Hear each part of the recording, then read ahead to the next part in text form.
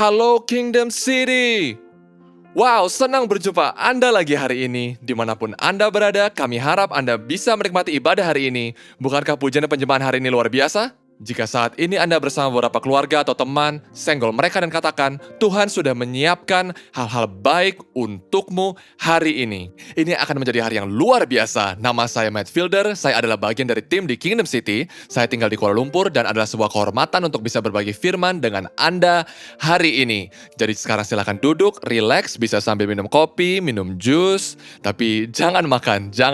Nanti Alkitab Anda kena noda makanan, oke? Saya ingin bagikan beberapa hal pada Anda yang saya rasa Tuhan sedang ajarkan pada saya selama beberapa bulan terakhir. Anda tahu kami telah melalui lockdown dan kemudian MCO di sini di Kuala Lumpur, yaitu Movement Control Order, lalu kami melalui RMCO dan saya tidak tahu apa selanjutnya, namun pasti akan ada singkatan lain yang sama besar dampaknya. Tapi apa yang saya sadari ialah saat melalui ini, Tuhan terus-menerus menggerakkan dan menantang saya dengan pemikiran-pemikiran berbeda. Jadi hari ini, saya mau berbagi pemikiran itu dengan Anda. Dan kitab-kitab yang akan saya bahas hari ini mungkin tidak seberapa sering dikhotbahkan. Saya sendiri belum pernah berkhotbah dari kitab-kitab ini, tapi saya rasa Tuhan telah berbicara pada saya dengan begitu kuat melalui kitab-kitab ini, dan hari ini saya ingin berbagi dengan Anda. Jadi saya akan berkhotbah dari tiga kitab dalam Alkitab. Saya tidak pandai berhitung, maaf. 3 kitab dari Alkitab, dan saya akan beri khotbah ini judul 3 kunci. Semua katakan ke kanan Anda 3 kunci, lalu ke sebelah kiri Anda atau ke kucing Anda jika Anda sendirian, atau ke anjing Anda atau burung peliharaan, ke apapun itu katakanlah 3 kunci. Saya ingin berbagi dengan Anda 3 kunci penting yang saya percaya akan membantu Anda melewati setiap pergumulan atau situasi apapun yang Anda lalui. Tahukah Anda dalam Alkitab ada kitab yang disebut sebagai kitab hikmat? Disebutkan bahwa ada 7 kitab yang disebut sebagai kitab hikmat, tetapi ada 3 buku khususnya yang disebut sebagai kitab kumpulan hikmat. Dan itu adalah kitab Amsal, kitab Pengkhotbah, dan kitab Ayub. Jadi hari ini saya ingin berbagi pemikiran tentang ketiga kitab ini, dan saya yakin akan menolong Anda semua, oke? Jadi kita akan mulai dengan kitab Amsal. Dalam kitab Amsal, yang pertama adalah tentang hikmat. Saya tahu beberapa dari Anda akan berkata bahwa Anda sudah tahu, ini berisi ajakan dari Tuhan untuk beroleh hikmat. Apa yang saya sukai dari kitab Amsal adalah terdapat 31 pasal, yang artinya ada 1 pasal untuk setiap hari dalam sebulan. Dan untuk bulan yang 30 hari, Anda mendapat 1 bonus. Untuk bulan Februari, Anda dapat beberapa tambahan. Tapi tahukah Anda, adalah ajakan Allah bagi Anda dan saya untuk mendapatkan hikmat. Sebenarnya Amsal dimulai dengan seorang ayah memberitahu putranya bahwa dia harus mendengarkan perkataan ibu hikmat. Ia menyebut hikmat sebagai seorang ibu. Saya yakin para wanita sangat senang akan itu. Saya tahu sekarang istri saya bergembira, dan dengar, saya percaya istri saya bijak, tapi ayolah, kami para laki juga cukup baik kan? Tetapi di sini sang ayah memberitahu putranya, dengarkan ibu hikmat. Dan kemudian di akhir Amsal, dia mengakhirinya dengan cerita seorang ibu yang menasihati putranya tentang seorang wanita yang hidup dengan bijak. Jadi wanita lebih hebat dalam hal ini, dan semua wanita katakan, puji Tuhan, saya bisa dengar Anda melalui layar ini. Jadi sekarang, apa yang dapat kita lihat dalam kitab Amsal? Kita temukan ini dalam pasal 1 hingga 9, Amsal bicara tentang memperoleh hikmat, pengetahuan, dan prakteknya. Bahkan Anda tahu, saya beritahu Anda hikmat pertama dimulai dengan ini. Di Amsal 1 dikatakan bahwa takut akan Tuhan adalah permulaan dari hikmat. Ini adalah sebuah ayat kunci dan saya ingin Anda mengingatnya. Kemudian sang ayah lanjut mengingatkan putranya untuk mendengarkan instruksi. Dengarkan instruksi ayahmu, dengarkan ibu hikmat. Anda tahu, Alkitab memberitahu kita dalam kitab Amsal dari awal hingga pasal 9 bahwa ibu hikmat, dia berjalan di jalanan dan dia mengajak semuanya untuk datang dan belajar darinya. Anda mungkin tahu salah satu Amsal paling terkenal yang kita tahu adalah Amsal 3 ayat 4, 5, dan 6. Dikatakan, percayalah kepada Tuhan dengan segenap hatimu dan janganlah bersandar kepada pengertianmu sendiri. Akulah dia di dalam segala lakumu dan dia akan meluruskan jalanmu. Janganlah menganggap dirimu sendiri bijak, takutlah akan Tuhan, jauhilah kejahatan. Itu yang akan menyembuhkan tubuhmu dan menyegarkan tulang-tulangmu. Jadi, apa yang saya ingin Anda lihat? Sesuatu yang perlu kita pahami saat ini ialah saat penulis Amsal mengatakan, peroleh hikmat. Ini bukan hanya bicara tentang pengetahuan, tidak hanya tentang mengisi kepala Anda dengan banyak pengetahuan. Itu sebenarnya kata Ibrani, yaitu kata hokmah. Hokmah, kami akan taruh di layar sehingga Anda bisa lihat ejaannya, tapi apa artinya? Hokmah artinya atau sebenarnya adalah karakter dari Tuhan. Tetapi makna sebenarnya jauh lebih dalam dari sekedar pengetahuan. Arti sebenarnya adalah ini, yaitu tentang memiliki keterampilan dalam bidang tertentu. Hikmat dalam administrasi, atau pekerjaan. Dengan kata lain, ini bukan hanya tentang mengisi kepala Anda dengan pengetahuan, tetapi juga penerapannya. Ini lebih dari sekedar pengetahuan mental, tetapi juga terapannya. Anda tahu di masa ketika Musa sedang membangun kemah suci atau mendirikan kemah suci, dan mereka menata tirainya dan lalu menyusun tabernakel, dan bahkan saat Salomo sedang membangun bait suci, disebutkan mereka memanggil pengrajin, seniman, pekerja terampil yang dikenal memiliki hokma. Artinya mereka memiliki pengetahuan, tetapi mereka juga menerapkannya. Mereka memiliki kemampuan untuk membangun bait suci. Mereka memiliki keahlian untuk menerapkan hikmat mereka. Saya harap itu masuk akal. Yakobus mengatakannya seperti ini. Dalam Yakobus 1 ayat 22-25 dikatakan, "Hendaklah kamu menjadi pelaku firman dan bukan hanya pendengar saja. Sebab jika tidak, kamu menipu diri sendiri. Seorang yang hanya mendengar firman dan tidak melakukannya adalah seumpama seorang yang sedang mengamati mukanya yang sebenarnya di depan cermin, baru saja ia memandang dirinya, ia pergi lalu segera lupakan rupanya. Tapi barang siapa meneliti hukum yang sempurna, yang memerdekakan orang dan bertekun di dalamnya, yang sungguh-sungguh melakukannya, ia akan berbahagia oleh perbuatannya." Dengan kata lain, ini tidak hanya berkata tentang mengetahui, tetapi juga menerapkan. Inilah yang Yakobus ingatkan pada kita. Dan di seluruh Amsal, mulai pasal 10 hingga pasal 29, ada beratus-ratus Amsal yang membahas hal-hal tentang pernikahan, hal-hal tentang keadilan, tentang pekerjaan, hal-hal tentang situasi keluarga, pengampunan, alkohol pun dibahas di dalamnya, dan karakter Anda. Semua Amsal ini akan membantu Anda, tetapi Amsal memberitahu kita untuk tidak hanya mendapatkan pengetahuan dari topik-topik tersebut, tetapi untuk beroleh pengetahuan dan menerapkannya bahwa Anda harus mengejar hikmat. Tahu apa artinya itu? Sederhananya begini. Beberapa orang berkata, "Kau tahu jika aku punya lebih banyak uang, aku akan bisa keluar dari masalah yang kualami ini."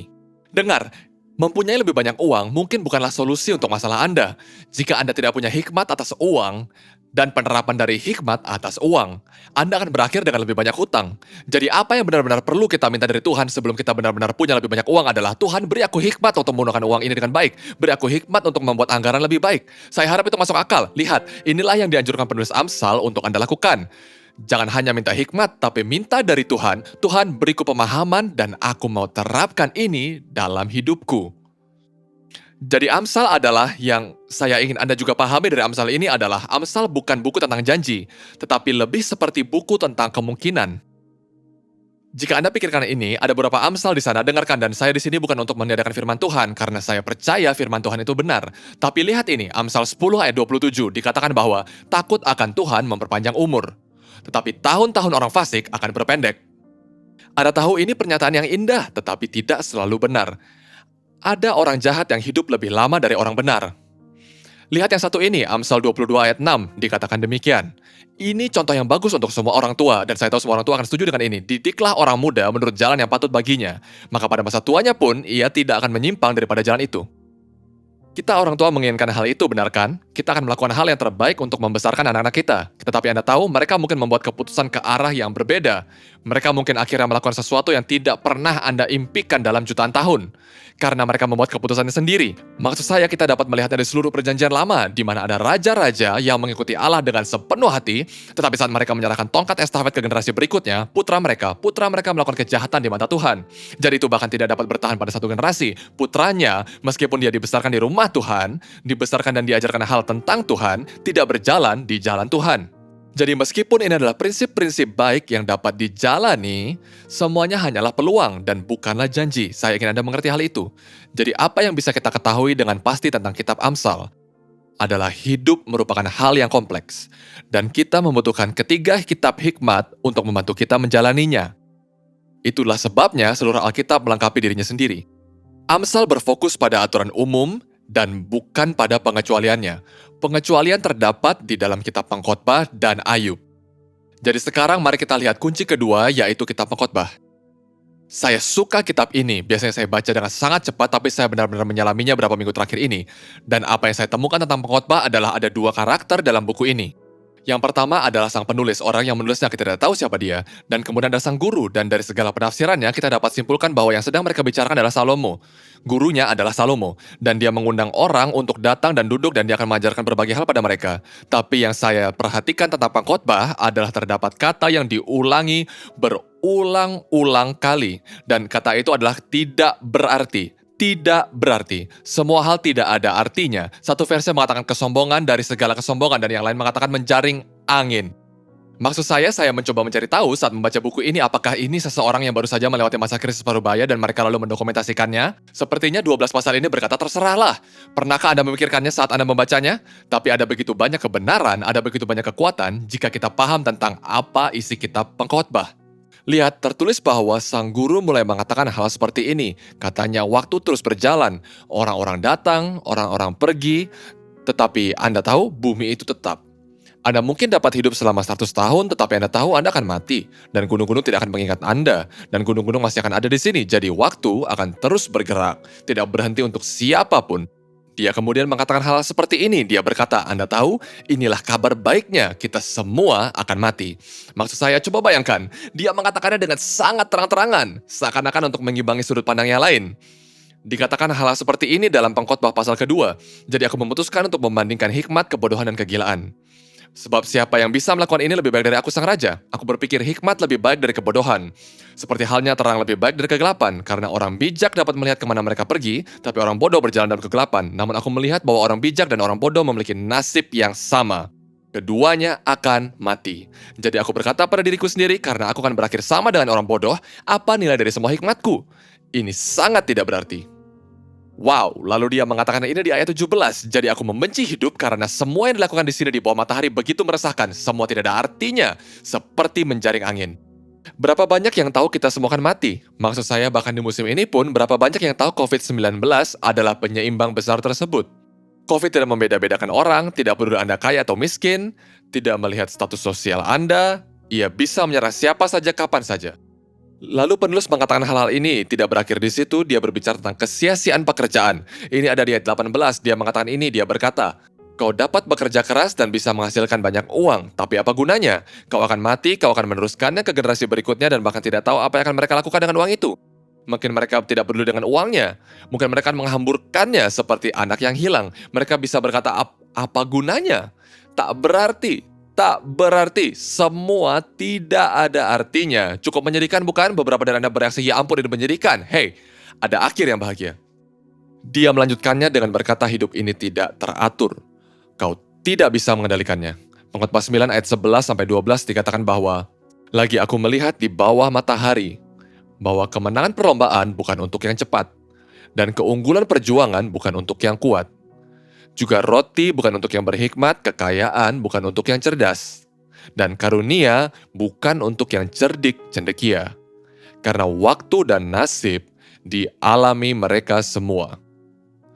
Karena manusia tidak mengetahui waktunya, seperti musim kita saat ini, seperti ikan yang tertangkap dalam jala, seperti burung yang terjerat, begitulah anak-anak manusia terjerat pada waktu yang malang. Berapa banyak yang tahu badai bisa tiba-tiba datang? Awalnya mungkin tenang, menit berikutnya badai bisa datang. Dan itulah masalahnya. Di sini kita diingatkan bahwa kita tidak tahu apa yang terjadi besok. Bahkan Yesus berkata, jangan khawatir tentang hari esok. Jangan risau akan kemarin karena Anda tidak bisa mengubahnya. Jangan khawatir tentang esok karena Anda tidak tahu apa yang akan terjadi. Tapi pedulilah dengan hari ini. Lihat, apa yang sang guru coba ingatkan.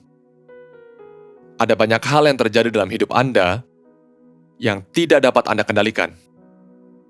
Ia merujuk pada Amsal, dan ini adalah bagian yang menarik bagi saya karena dia masih mengutip Amsal. Dia berkata, takut akan Tuhan dan mematuhi perintahnya adalah hal yang baik. Si penulis di sisi lain juga berusaha menunjukkan bagaimana kita semua berusaha menemukan makna dan tujuan hidup atau nilai di dalamnya terlepas dari atau tanpa Tuhan. Dan dia membiarkan sang guru, seperti yang telah kita baca, mendekonstruksi atau memisahkan semua hal ini. Pengkhotbah 12 ayat 8 mengatakan ini, kesia-siaan atas kesia-siaan kata sang guru. Segala sesuatu adalah sia-sia. Selain sang guru berhikmat, ia mengajarkan juga kepada umat itu pengetahuan. Ia menimbang, menguji, dan menyusun banyak amsal. Sang guru berusaha mencari kata-kata yang tepat untuk menyatakan kebenaran dengan gamblang. Kata-kata orang berhikmat seperti kusa, dia katakan, menyakitkan tapi berfaedah. Kumpulan-kumpulannya seperti paku-paku yang tertancap, diberikan oleh satu gembala. Dengan kata lain, dia mendorong dombanya. Dan anakku, waspadalah, membuat banyak buku tak akan ada akhirnya, dan banyak belajar melelahkan badan.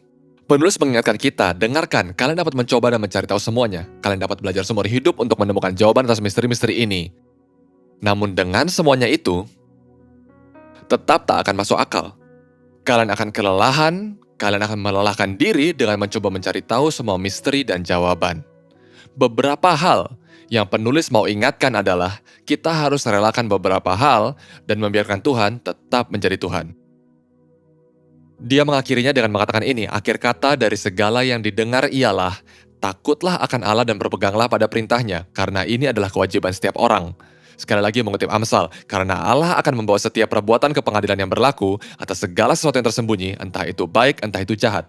Saya suka ini karena Amsal dimulai dengan takut akan Tuhan dalam pasal 1 dan 2, dan pengkhotbah mengakhirinya di pasal ke-12. Jadi, apa gunanya? Beberapa dari Anda akan berpikir, apa gunanya mencoba jika semua sia-sia? Apa gunanya mencoba? Kata sia-sia dalam pengkhotbah muncul minimal 38 kali. Dalam beberapa versi bahkan jumlahnya hingga 40 kali. Sia-sia, kesia-siaan. Kenapa repot-repot mencoba? Haruskah aku repot bekerja keras? Repot memenangkan perlombaan? Haruskah saya terus berusaha padahal itu semua tidak ada artinya menurut sang penulis ini? Tentu tidak, saya ingin Anda mengerti bahwa kata kesia-siaan adalah kata terjemahan. Tapi bahasa Ibraninya, yaitu kata hevel, H-E-V-E-L. Beberapa versi dikatakan H-E-B-E-L. Dan ini adalah metafora yang secara harfiah berarti asap atau uap.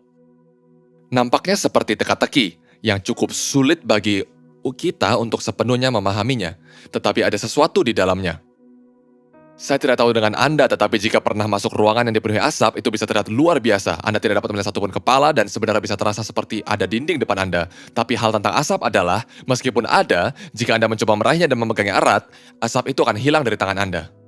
Inilah yang coba diingatkan oleh penulis pengkhotbah. Dengar, hidup itu seperti asap.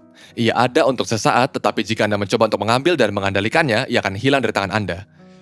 Jadi bukan berarti itu sepenuhnya sia-sia, pada kenyataannya itu sama sekali bukanlah yang benar. Hidup punya makna, tapi saat Anda mencoba mengendalikannya, ia akan terlepas dari tangan Anda. Saat Anda mengatakan ini milikku dan bukan orang lain, dan Anda mencoba meraihnya dengan erat, seperti asap atau uap, ia pasti hilang. Ada hari ini dan esok hilang. Jadi dia berkata, hevel, hevel. Hidup itu adalah hevel, ada hari ini dan hilang keesokannya. Pengkhotbah mengajarkan kita hal ini untuk memahami bahwa semuanya cepat berlalu. Uap atau asap, nikmati saja tetapi jangan coba megangnya erat-erat. Semuanya menghilang, semua memiliki batas waktu. Rasanya baru kemarin saya bangun dan berumur 25. Besoknya saya bangun, saya berumur 55. Rambut saya telah bersama Yesus, gigi saya perlahan mempermalukan saya, gravitasi menghisap perut saya yang dulunya six pack sekarang menjadi one pack. Kehidupan terjadi dalam kita semua. Dan suatu hari saya akan lepas dari penderitaan ini, kata Shakespeare, dan aku akan bersamanya, aku akan menjadi sepertinya. Itu gambaran berbeda di sana, tetapi yang saya mengerti adalah tubuh ini punya tanggal kedaluarsa. Dan inilah yang ditulis oleh penulis pengkhotbah kepada kita, untuk tidak menganggapnya sebagai kesia-siaan, tetapi menjadikannya berarti di tiap saat. Nikmati momennya. Saya ingin mengatakan ini pada semua yang mendengarkan saya sekarang. Nikmati setiap saat. Temukan yang baik di setiap saat. Dengar, baik atau buruk, itu adalah momen. Dan meski begitu, banyak dari kita yang ingin meraih yang baik dan melupakan yang buruk. Tetapi penulis mengatakan bahwa semuanya seperti uap. Yang baik, meskipun Anda coba untuk menggenggamnya, ia akan hilang. Yang buruk, jika Anda coba pertahankan, itu juga akan hilang. Jadi saya ingin Anda mengerti yang dikatakan penulis di sini, nikmati hidup. Nikmati dan hargailah segalanya. Anda tahu Tuhan menantang saya, dia berkata, Matt, akankah kau mengucap syukur padaku untuk menjalani musim ini? Bahwa kita berada di MCO ini, kita berada di virus COVID ini, dan saya menyadari Tuhanku, kau tahu aku mengucap syukur karena kau memanggilku dan mengizinkanku untuk ada di waktu seperti ini. Itu mengubah seluruh perspektifku tentang segalanya. Saya tak pernah pikir saya akan pergi ke mall dan diminta untuk pakai masker. Di tempat saya dibesarkan, jika Anda mengenakan masker dan pergi ke mall, Anda akan ditangkap karena mereka pikir Anda adalah penjahat. Tapi sekarang Anda harus pakai masker, kalau tidak Anda akan ditangkap karena, Anda tahu, COVID. Jadi, apakah Anda paham? Jadi penulis pengkhotbah, dia mengatakan, nikmatilah setiap momen dan peganglah itu dengan tangan terbuka. Terakhir kita akan lihat kitab Ayub. Setelah Amsal, kemudian pengkhotbah, dan sekarang kita berbicara tentang kitab Ayub. Sekali lagi, ini kitab yang saya baca dan lalui secepat mungkin karena saya pikir ini adalah rap yang buruk. Tapi kitab Ayub adalah tentang pengalamannya. Dan Ayub 1 ayat 1 mengatakan ini, ada seorang pria di tanah Uz yang namanya Ayub. Orang itu saleh dan jujur, Dan ia takut akan Tuhan dan menjauhi kejahatan. Tuhan bahkan menegaskan kembali hal ini dalam ayat 8 ketika setan mendekati tahtanya. Dan dia berkata, apakah kau lihat kebanggaanku Ayub? Dia saleh dan jujur dan dia takut akan aku. Tapi tahukah Anda hal-hal buruk terjadi pada Ayub? Hal-hal buruk terjadi pada Ayub. Dalam pasal 1, dia kehilangan semua anaknya, semua ternaknya dalam sekejap. Dan di pasal 2, dia secara pribadi menderita dan sangat terpukul. Tetapi bahkan pada titik ini di sini, dia membuat keputusan dan dia ucapkan ini, dia berkata, meskipun dia menyiksa aku tetap memujinya. Ayub adalah orang yang jujur. Ayub tidak bersalah di hadapan Allah. Namun semua tragedi ini menimpanya. Dia melakukan segalanya dengan benar. Alkitab mengatakan dia melakukan segalanya dengan benar. Dia mempersembahkan korban di hadapan Tuhan, dia menyembah Tuhan. Namun hal buruk masih terjadi. Lihat, ada tantangan saat kita menjalani hidup. Dan ada sesuatu yang menonjol bagi saya. Ayub adalah orang yang jujur, tetapi dia masih takut hal-hal buruk terjadi padanya.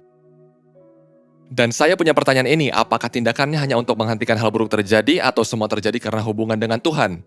Kenapa saya mengatakan itu? Lihat dalam Ayub 3 ayat 25 katanya, karena yang kutakutkan itulah yang menimpaku, yang kucemaskan itulah yang terjadi. Jadi meskipun dia saleh dan jujur dan melakukan kebenaran, masih ada di benaknya bahwa jika aku tidak melakukan yang benar, mungkin hal buruk terjadi padaku. Dan dengar, saya ingin Anda mengerti, ada beberapa dari Anda saat ini, Anda menyembah Tuhan, tapi apakah Anda menyembah karena satu hubungan atau Anda menyembah karena rasa takut? Lihat, saat Alkitab berbicara tentang takut akan Tuhan, itu tidak bicara tentang takut padanya, ini bicara tentang membenci kejahatan. Dan Pastor Mark mengkhotbahkan pesan beberapa minggu lalu tentang Tuhan yang 3 dimensi. Dan dia berkata bahwa kita memandangnya sebagai Tuhan dan sebagai pencipta, tapi apakah kita pandang dia sebagai Bapa? Dan yang saya sadari adalah Ayub mungkin melihat Tuhan sebagai pencipta dan guru, tetapi dia tidak memiliki hubungan dengannya sebagai Bapa. Sebab itu dia sangat takut kepada Tuhan. Yang menarik adalah selanjutnya dikatakan 3 teman datang untuk menghibur Ayub. Dan mereka mengatakan 3 hal ini kepadanya. Yang satu berkata, hai dengarkan Ayub, alasan semua hal buruk ini terjadi padamu adalah karena kamu pasti jahat. Maksudku tidak ada alasan lain ini bisa terjadi. Hal buruk terjadi padamu karena kau berbuat buruk. Mungkin kau sudah lupa tentang itu, tetapi itu kebenarannya. Betulkah demikian? Teman-temannya punya cara pikir yang salah. Dia berkata hal buruk terjadi padamu karena kau melakukan hal buruk, tapi kita tahu Ayub tidak melakukan hal buruk. Lihat, alasan kita mengatakan itu adalah karena kita percaya pada prinsip tabur tuai. Kita percaya kau pasti telah menabur keburukan sehingga menuai keburukan. Dan saya percaya pada prinsip tabur tuai. Tetapi jika kita berpegang teguh dan kita tidak membiarkan diri kita mengelola kasih karunia Tuhan, maka dengarkan, jika menabur selalu menghasilkan menuai, maka kita semua akan terhilang dalam kekekalan. Tapi Tuhan menunjukkan kasih-Nya kepada kita. Saat kita masih berdosa, Kristus mati untuk kita. Jadi ada pengampunan dan ada anugerah yang dapat memutuskan apa yang telah ditabur dan menyebabkan Anda menuai panen yang luar biasa di mana Anda tidak pernah menabur. Teman berikutnya berkata, ya mungkin hal buruk terjadi padamu karena itu adalah peringatan kalau kau melakukan sesuatu yang salah. Saya ingin Anda mengerti, dengar. Saya pernah mendengar orang mengatakan ini, tapi itulah intinya, coba pikirkan. Sebagai orang tua, jika saya memukul anak-anak saya dan saya berkata, hey, pukul. Dan mereka teriak, untuk apa itu? Saya katakan, kalau kalian memutuskan melakukan hal buruk. Orang tua macam apa saya yang memukul anak-anak saya jika mereka tidak berbuat salah?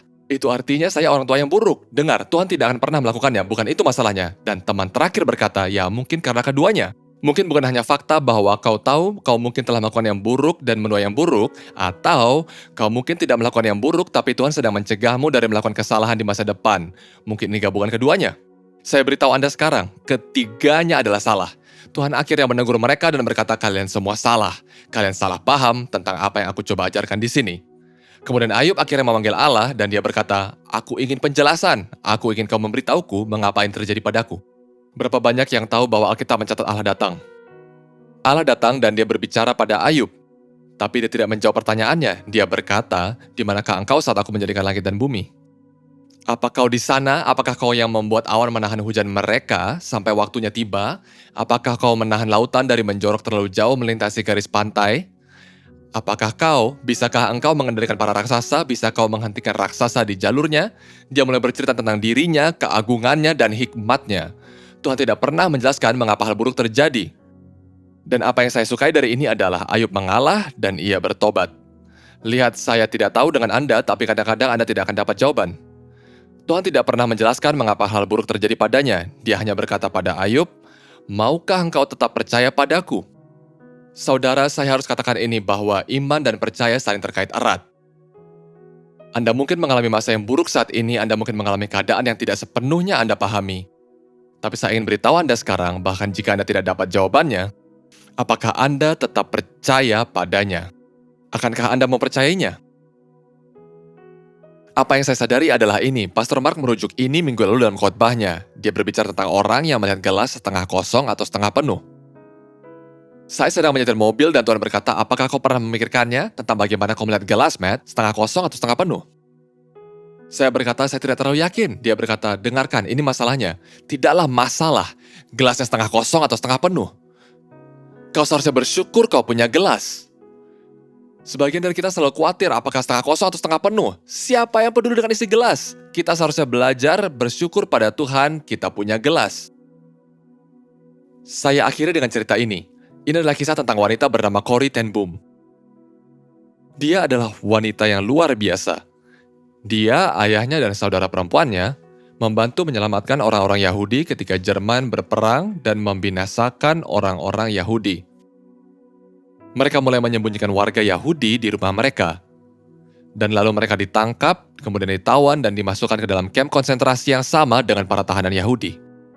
Selama berada di kamp konsentrasi, saudara perempuan Corrie ten Boom meninggal di sana, begitu juga ayahnya, karena perlakuan buruk yang mereka terima di kamp. Tapi Corrie selamat dan keluar dari kamp konsentrasi itu. Bertahun-tahun kemudian saat dia diwawancarai, dia mendapat pertanyaan ini. Pernahkah kau bertanya pada Tuhan, mengapa semua hal buruk ini menimpamu? Kau tidak berbuat kesalahan, bahkan kau berusaha melindungi orang. Kau mencoba membantu mereka saat mereka membutuhkan. Pernahkah kau bertanya pada Tuhan, apakah dia memberimu alasan? Dan dia mengucapkan kata-kata ini. Dia berkata, saat kau mengenal Tuhan, kau tidak perlu tahu mengapa. Saya ingin beritahu Anda, kalau Anda kenal Tuhan, Anda tidak perlu tahu mengapa. Dan sekarang di sini, Anda mungkin berkata, aku tidak tahu apa yang terjadi dalam hidupku dan mengapa itu terjadi. Aku terus bertanya pada Tuhan. Apa yang terjadi? Kenapa ini terjadi padaku? Saya beritahu Anda sekarang, maukah Anda percaya padanya? Maukah Anda menaruh kepercayaan Anda kepadanya dan berkata, Tuhan, aku tidak tahu mengapa, tapi aku mengenalmu dan itu cukup. Amin. Amin. Saya ingin berdoa untuk Anda sekarang. Saya ingin berdoa agar berkat Tuhan turun atas Anda sekarang. Apapun situasi Anda akan melewatinya dan Anda akan sampai pada akhirnya. Jadi Allah Bapa, sekarang aku berdoa untuk setiap orang yang sedang bergumul sekarang, tidak peduli apapun situasinya ya Tuhan, aku berdoa sekarang, biarlah mereka menaruh percaya mereka sepenuhnya dan seutuhnya kepadamu. Ya Tuhan, mereka mungkin tidak melihatnya, tapi mereka menaruh percaya mereka padamu. Mereka mungkin tidak merasakannya, tapi mereka menaruh percaya mereka kepadamu ya Bapa. Kami menyatakan ya Tuhan, janjimu ya dan amin. Kami menyatakan ini sekarang dalam nama Yesus yang berkuasa.